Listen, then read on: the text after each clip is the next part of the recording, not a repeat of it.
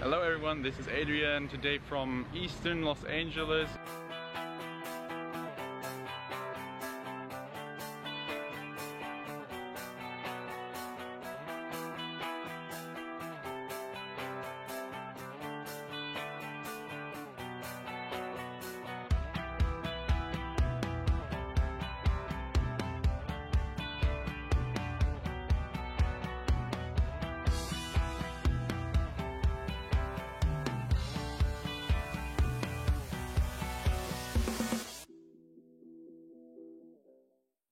Alright, hi everyone, I'm here with my friend Patrick. I've just met him, by the way, like 30 minutes ago. Yeah. And I was doing the interview with James, so as soon as you see this, the interview with James will already be released. So yeah, and thanks for taking this spontaneous time to talk to me. Thanks for the opportunity. You're actually from Austria, so could you please introduce you and your background and how you ended up here? Sure. I'm since 5 years in business as entrepreneur. I started with small businesses, means app and web development, and I'm doing besides always my startups. You can say, let's say, disruptive businesses till half disruptive businesses. Thank you so much for this. What were your first business that you have started? Actually, I was on university, and then I said, okay, now it's time enough, I learned enough, and I dropped out and made my web and app development company. Where have you studied?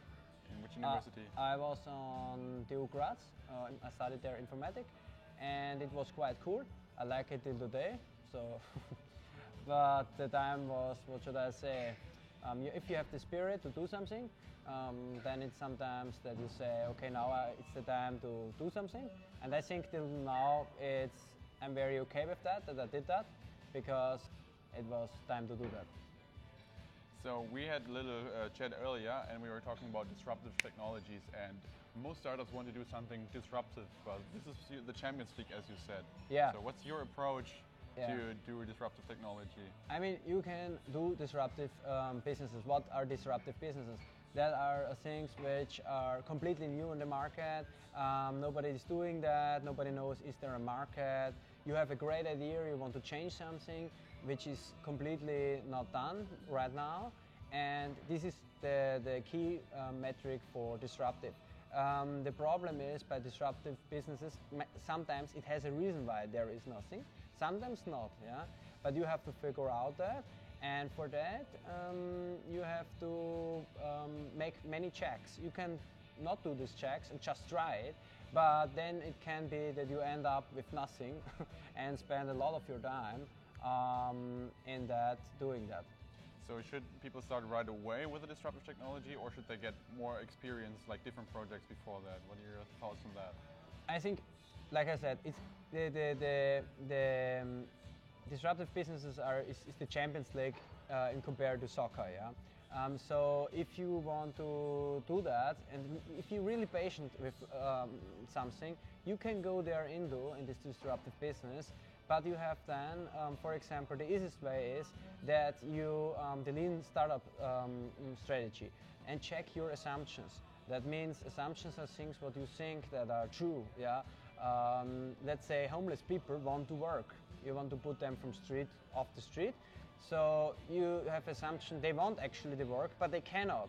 So that is your thinking that it is the truth. But is it the truth? Go to a homeless person and offer him work. Let's see if he agree or not. If he don't agree and you make 20 interviews and 18 says no. So sum this up real quick. Many people have ideas, and every idea includes certain assumptions, and what you would do after that is go out and validate if these assumptions are actually true. Yes. Or assumptions are not only about the idea itself.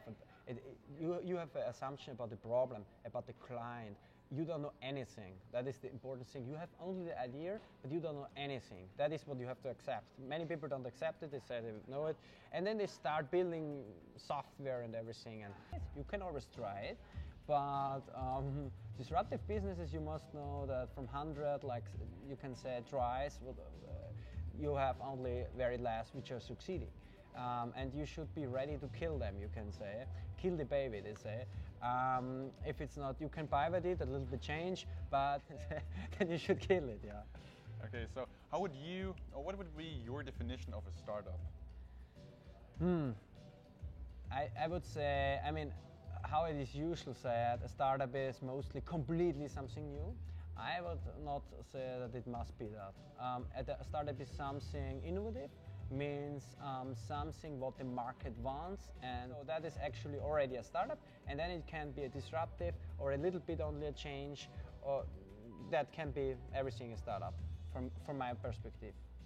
So you said earlier that you think before people start a big startup, it sometimes makes sense just to start with some sort of business, but on a very, very small scale to get used to it. Yes. Like what kind of little business would that be?